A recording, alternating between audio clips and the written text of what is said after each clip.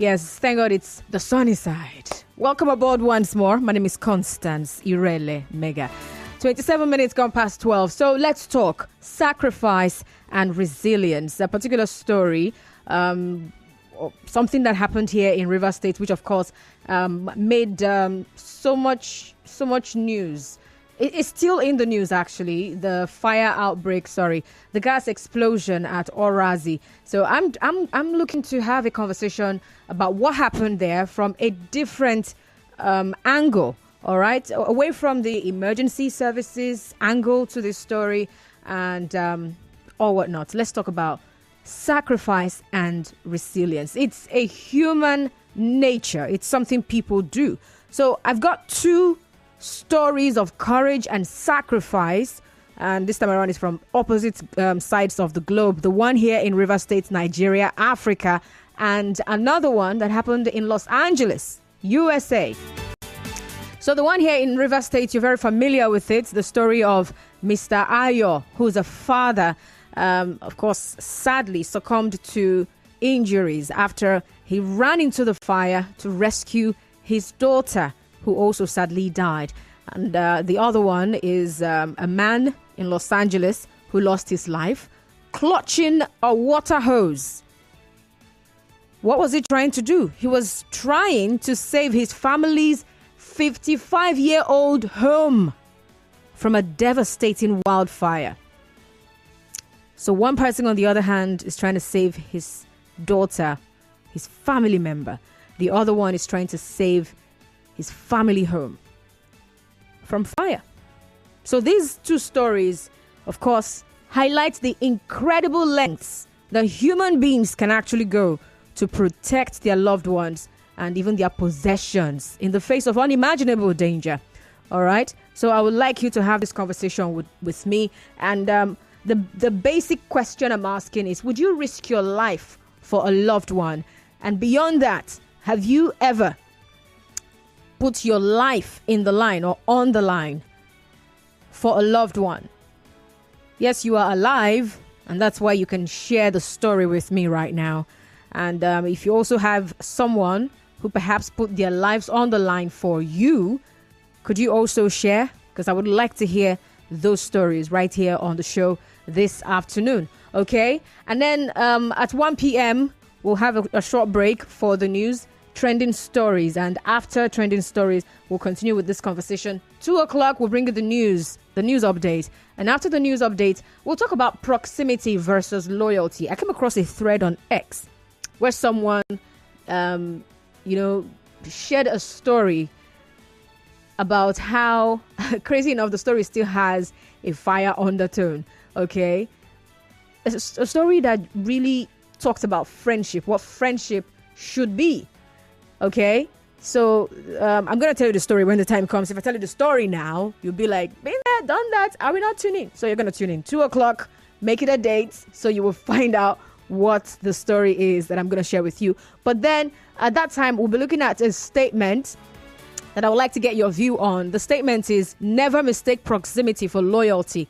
Within that 2 o'clock hour, I would like to get your take on that one. But for now, what we're talking about is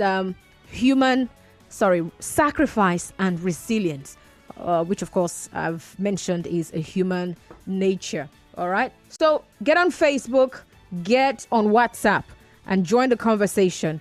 Facebook, once again, is Nigeria Info 92.3 PH. Nigeria Info 92.3 PH. On X, we're Nigeria Info PH. And then on Instagram, we're Nigeria Info FM _PH. And you can also ensure to visit our website anytime, any day.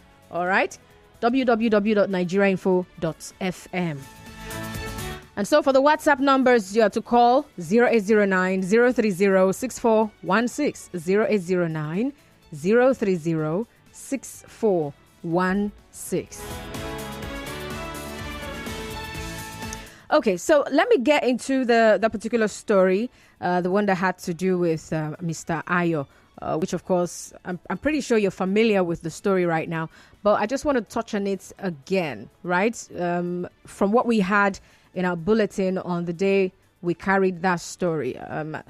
So there was a video circulating online showing the moment that this man walked himself all the way to what's he called now? The hospital, right? With his body burned and bloody as well. And he got in there, and story has it that he got burnt because he entered that fire. He walked into that fire himself. Why? Because he wanted to save his child. And so the story that we have, I mean, we don't have any videos of when he ran into the fire, but the trending video is that of the moment that this man, who is simply called Ayo, walked into a hospital with his severe burns and, of course, his skin peeled and bloody, where some other victims were already awaiting treatment. Let me just find the sound, just to remind you of what's that particular story, or what the picture is. All right, take a listen. I am afraid I do this thing. Che.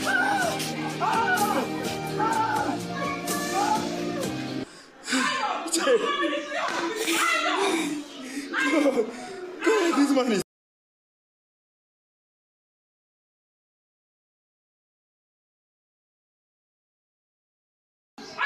Che, I don't on body don't pee.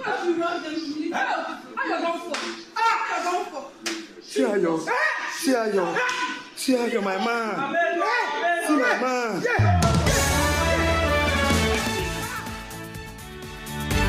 Okay, so as far as we have,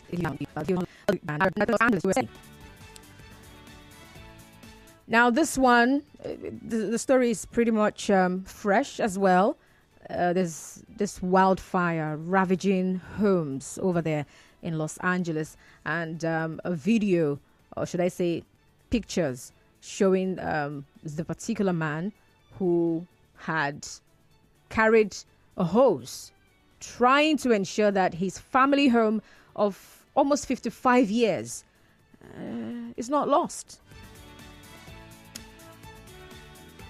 So someone who doesn't understand what it means to be attached to something, to not want to let go of something that you have come to love, a place you've come to call your home for decades. I mean, 55 years is not 55 months. It's not 55 weeks. And so this man, he was killed in that fire. He was actually found with a water hose, I already told you, still in his hands as he tried to save his home. The man was 66 years old. His name, Victor Shaw. So his remains were found on Wednesday morning by a family friend outside the home that he lived in with his younger sister. Now, this person who found his body said she had tried to get her brother to evacuate on Tuesday night. That's the younger sister was sharing. She's tried to get him to evacuate as this inferno closed in. But she said as she was going out the door, the man told her, that's Mr. Victor, told her he wanted to stay behind and fight the fire despite having health problems that limited his mobility. So he died. That's the long and short of the story. Sacrifice, courage, selflessness. These are the things we find human beings exhibiting in the face of life-threatening situations. You know, sometimes, right, people, I mean, even the question I asked you, you might quickly say, no, I will not give my life for anybody. I will not put my life on the line for anybody, until you face a certain situation and you find yourself not thinking. I had a story of a man who jumped into the water, into the sea. And there was raging storm. Like, why did he do that? His son was drowning. And so he couldn't think, oh, what if I get drowned myself? What if we both die? All he had in mind was, I need to save my son. So there's this human instinct to always protect what is most important to us. So be it a family member or a home or any property at all, right? We've heard people who try to fight off criminals. I mean, armed robbers, just so they wouldn't take away a prized possession. Yeah, sometimes we hear stories of how, I fought them off and I got my stuff back. But then there are also stories of people who die in the process of doing this. Right? It's an emotional moment for these two families. The family right here in Rivers State, family of Mr. Ayo, and of course the family of Mr. Victor, all the way down there in Los Angeles. They are important people in their homes, in their families, and they put their lives on the line, trying to protect what they felt was very important to them. So let's talk, right? There's need for us to have this conversation. Have you been in that situation where you damned all the consequences, or where you didn't even think that there could be a consequence, that you might not survive, just so you could protect someone or something? What was it like? Have someone ever done that for you? Would you do that for someone, in case you've never found yourself in that situation where you had to, make such a very important decision? The numbers to call are 0817 923 0002, 0817 923 0002, and 0817 923 0003, 0817 923 0003. I'm also taking your messages via WhatsApp, so please do well to share them. Let's hear from you. 0809 030 6416, 0809 030 6416. Resilience and sacrifice, that's what we're talking about right now, and highlighting just two stories here, but I would like to hear your own story. All right, please, when you call in, stay on the line. We have a call screener. Do not drop the call. When you call, just hold on a little bit, and I'll get across to you. Thank you. And not forgetting now, you can get on Facebook and also join the conversation right there. Nigeria Info 92.3 PH. Nigeria Info 92.3 PH. That's the Facebook handle.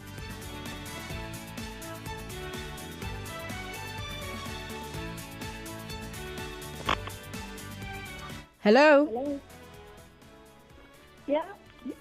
Actually, good afternoon. Good afternoon, Muriel. Go on, please. Thank you. Look, MC, I've been trying as much as I can to avoid those videos and the pictures online. Hearing the sound now, I totally understand the father that ran into the fire without even thinking of protecting himself.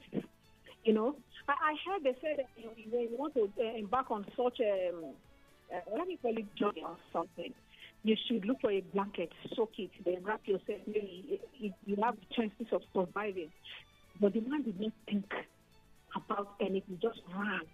Hearing the sound or the cry of your child, I just, it could be like putting his life line. A father like that, if he had a chance, to plead with God, please let my baby come out and take me instead, I think he would have done that.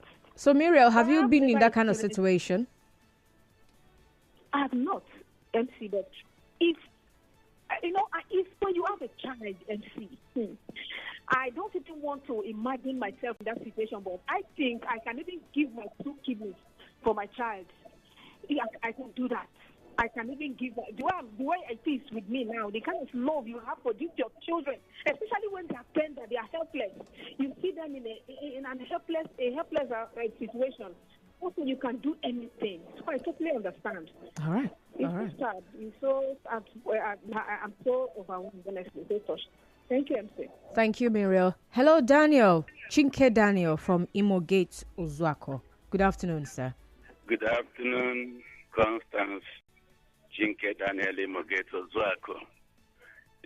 What I am about sharing with you now happened in 1968 during Nigerian Civil War. I may be trying to reveal my age on air, but it doesn't really matter. When we were kids then, our elder sister went to fetch water while she was carrying that water back home. That my sister was like 13, 14 years then. A soldier that was camped in our community here, Ozuako, that time, one soldier followed her, traced her to our house, and wanted to take her by force. My father said over his dead body that one can't do that when he is alive. So the soldier cocked his gun. Elderly people like me will know the gun I am talking about, Mark 4. It has 4 bullets in the magazine. So he cocked the gun. My father spread his hand, said instead of him to take his daughter in his own eyes, that it is better he dies. Then we as kids then hugged our father that he should kill all of us together. But the soldier quietly left. Thank you. That's my story. Wow. Thank you very much for sharing. Wow. Interesting. Mr. Zion, good afternoon to you. Constance, good afternoon to you. Welcome aboard. For the benefit of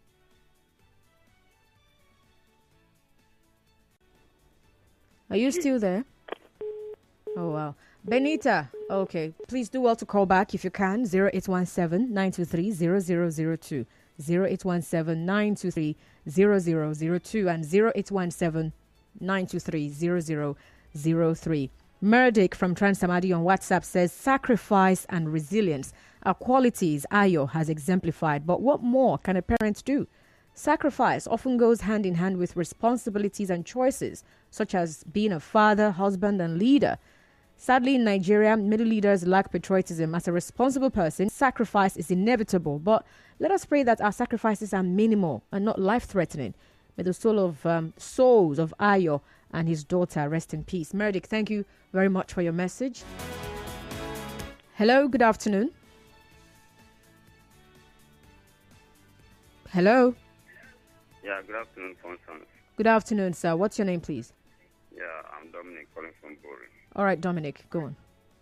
Yeah, I heard the sound bite that you produced about the Ayo in River State. And also the, perplexing story of that man in the Los Angeles in the United States.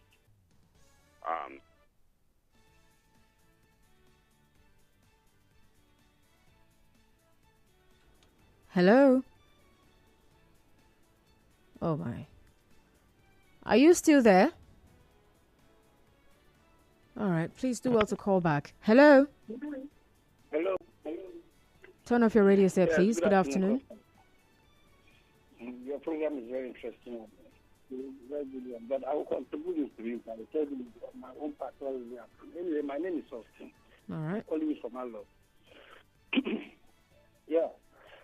Once at a time, back then, 2008 or so, I work in the road. So when that job got finished, I intend to use the money I got to leave Nigeria. But suddenly my brother, my elder brother, had a very fatal accident. He's married anyway, back then. I know I have the money to start now. The other said to me, if I leave my brother, once he dies, and I'm somewhere, and I was told, no, your brother is later. Meanwhile, I have the money to take care of it. So my parents, they were leaving. They were like, and I intend to leave with them also out of the country. And I thought of this. I said, no, how will I leave this country with the only brother I have behind? And it's not that strong. I told my friends I will not go to the embassy to process the visa. I'll come back and take care of my brother. He's married. I know that he is married, but let me stay back. I have to push myself to Umaya, FMC. If you know that place, no, I was there with him for like 6 months in the hospital, taking care of him. Wow. But glory be to God, he came back to Port Harcourt. He was all fine and all that. He got married to his fiancée by then. But yet still, death still located. He died. Ouch. Okay? And I asked myself, see, there are two things playing out here now. If I've left now, everybody will definitely blame me on that. You left your brother, you were suffering and all that. You left the country to another place. Now, you're coming back to bury him. You see what is going on now. Do you like it? So I decided to go back. I did all that. The only contribution I did was not to put to you. The little money I saved, keep myself down in this Port Harcourt now, in this country, to take care of him. But suddenly I could not see him to me again. That's the contribution I know I contributed in my own family. That sometimes I think about it, I say, well, God knows the reason why everything happens the way it is. Thank you. Thank you for sharing. Mr. Zion, welcome back. Yeah, thank you, Constance.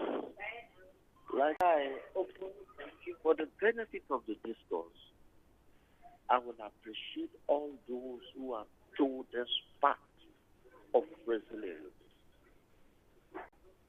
Some stories were heard, some were never heard. Some even lost their life along the process. But in all, you opened this discourse for us to appreciate them. In memory of some we can even remember, and in appreciation to those who are still alive. It might even be our mothers who stood that for us. Some were even our elder brothers. I want my younger ones to go to school. Why I stay back? I don't know stories like that. I want this person or this group of people to be okay. Why I remain? Some were even in the office. For them to punish these people, let me take good the sacrifice for them to be saved. It may be in a career. It may be in a job. What about in school? Thank you to such a great people. And please, in our little way, we should continue. Mine started when some group of people came to work for a guy. He brought them in. And this other guy saw people swimming. He thought swimming is as easy as that. And he jumped into the water. He was drowning. Everybody was running. By the grace of God, much. No. If this guy died, we will not survive. So back home, River Polytechnic, then body was hot. And these guys attacked this girl. Who am I? Who must save this girl? We stood in. I think recently, should be this week, I shared the story. I call it Pandora Box with Jude, yes. At D-Line, the first thing that came into my mind when these armed robbers attacked the two of us, if they shot this lady, there is no story I will tell. Mr. Zion, you will go for it. And I stood. Instead of this, we could die here together. Guess what? Who will get home? Who got home? The lady was even afraid of me. I said, no, it's me. It's not. She was calling everybody, looking on her brother, Jew. I say, forget that. What am I trying to say? We can save a life. We can be resolute. We can be deadly brave to vote in the right people. This country will be better.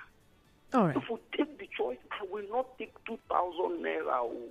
I will not sell my vote. We will stand for our vote. We don't need the rights. We don't need the promises. Let's vote for the educated and resolute people. Thank you very much, Mr. Zion. All right, 0817-923-0002. Some other person, Christy from Port Harcourt, says, good afternoon, Constance. It is so sympathetic that Ayo and his daughter had to die in that manner. Talking about risking your life for your loved ones. What is being alive without loved ones? If risking my life for my loved ones and that loved one is guaranteed to live, I will be happy to do it without looking back. But it would be so, so sad that both the one risking his life and the one they are trying to save will eventually die. That is the most heartbreaking one. Christy from Port Harcourt, thank you for your message right there. Resilience, sacrifice. And have you ever been in that situation? Would you risk your life for a loved one? Has someone ever risked their life for you? Share with us. Would like to hear from you. Dominic is calling from Bori. Hello, Dominic. Yeah, good afternoon, Constance, once again. Good afternoon, sir. Yeah, so I was trying to say that the sound bite of the incidents concerning Mr. Bayo in River State here, and the one also recounted from Los Angeles, United States, they are touching, actually. They are touching. And all I can say is that these two men in their different situations actually did what they could do to save the life of someone they loved most.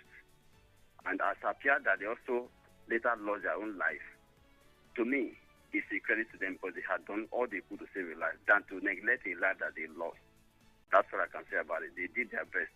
And of course, it has not gone unnoticed what they do. That's what I can say. All right. Thank you very much, Mr. Dominic. You know, usually when it's something emblem. For more talk, news and sports, stay tuned to Nigeria Info. Apologies. All right. So I'm trying to remember one of those days. Something, I think it's Nigerian, is it Legionnaires' Days or something like that? But basically what I'm trying to say is that most times when it comes to people putting their lives on the line, you know, it quickly resonates with the armed forces, those of them in the armed forces. You know, it's easier to say a soldier died in the line of duty, a policeman died in the line of duty. It is hard for the members of their family or even their bosses or the people they work with, right? But when we hear some of these things in the news, it's like, he died a hero. Oh, she died a hero, right? But then when you hear stories like this or these, the two that I just shared about Mr. Ayo running into fire to save his daughter without thinking, and the other man who said, no, I'm staying here to try and save our family home. We've lived here for over 50 years. We can't just stay. We can't just run away and let our home be destroyed. When you hear stories like this, it brings it closer home. It's not just soldiers who have enlisted into the army, people who have actually signed off that, yeah, I could die in the process of doing this job. It's a given. I could die. And so they sign off on that. But for someone who did not sign off on, I could die this way, and then they find themselves in that situation where they just are not thinking about tomorrow. Like, people look forward to tomorrow, right? Yeah, it's the reason we're working. It's the reason we're making plans. We have goals. It's the reason people are looking forward to a new year. People are looking forward to tomorrow. You want to have something for tomorrow. But then there's a situation. I mean, for these two men now, there's a situation right in front of them, and they're not thinking about tomorrow. They're thinking about there's something that needs to be saved now. My life that I have, I can use it to make sure that something happens for another person. They're just two examples. There are so many examples. You've heard someone who called in to say, well, I had an opportunity to leave Nigeria. I mean, which is like the most popular dream of the average Nigerian. To Japa. He did a job, got the money, like, yeah, he had the means. Leave this country. Go seek greener pastures. Go and enjoy your life elsewhere. And then tragedy struck. His brother had an accident. And so you're stuck between two options. Should I continue my journey and let the people around take care of him? But then he says, I have the money to take care of my brother. And so he had to leave every dream of greener pasture, every dream of having a much more beautiful life elsewhere to ensure that family first.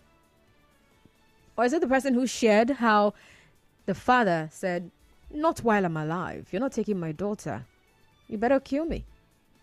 And then he and his brother, I mean, these are children. They didn't even think about their own life. What if the soldier actually said, hey, you people want to die now? Oh, yeah, now. And then shot at them. What if?